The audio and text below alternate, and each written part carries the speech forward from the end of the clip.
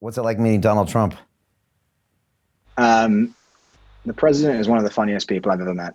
I mean, I'll put that out there as the first thing. He is he is absolutely brilliant. I mean, I really can't think of any other way to describe him, any other word. He's 5 steps ahead of everyone else. I mean, and that's the funny part is then reading the media reaction to him, and he's an idiot. He doesn't know what he's doing. He is 6 steps ahead. He's seven steps ahead of some people. It's just incredible to watch. I mean, he knows exactly what he's doing, and he is so funny. I mean, we had the privilege of sitting down with him earlier on this year for lunch, and it was just absolutely. I mean, we were both laughing, but there were serious discussions. There were serious policy discussions. He garners a lot of advice from those around him, which was kind of really great to see because a lot of elected leaders go down the route of just kind of becoming a me centrist, but actually he takes the opinion of a lot of people around him, and when he's satisfied by the debate, he'll go with he'll use that to then add to his instinct, and he'll form a decision on the back of that. Obviously Candace has spoken to him quite a few times about racial issues and about what the response should be. That's been great because he really values her opinion, and then he's one of those guys who loves America. I mean, that's the other part. I mean, a lot of his debate comes back to what is best for the American people, and I mean his base, and that's really the people that he constantly talks about is his base, and he's always saying, like, what would my base want? What does the base support?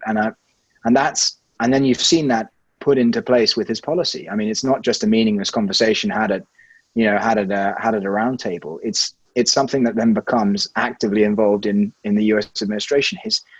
His fight against the Chinese theft of intellectual property, his fight for his base, his fight for on the flip side of the kind of tariff argument, his fight for farmers within this country, and giving them handouts from the tariffs that they've been taking in from the Chinese, his fight for the blue collar workers of Pennsylvania through Ohio, through Michigan, is inspiring to watch because it's exactly what he campaigned on. And I mean, of course, this was, a mantra which was often wheeled out in the first couple of years of the US administration, which was promises made, promises kept.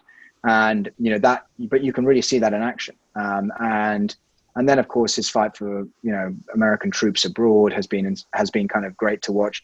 His taking to task a lot of the established world order, which actually basically took advantage of a lot of America, is great to watch because you've got these kind of these great institutions which to challenge their orthodoxy is anathema, and he's just caused time on this, and he just says this is an absurd world order which doesn't stand to America's advantage.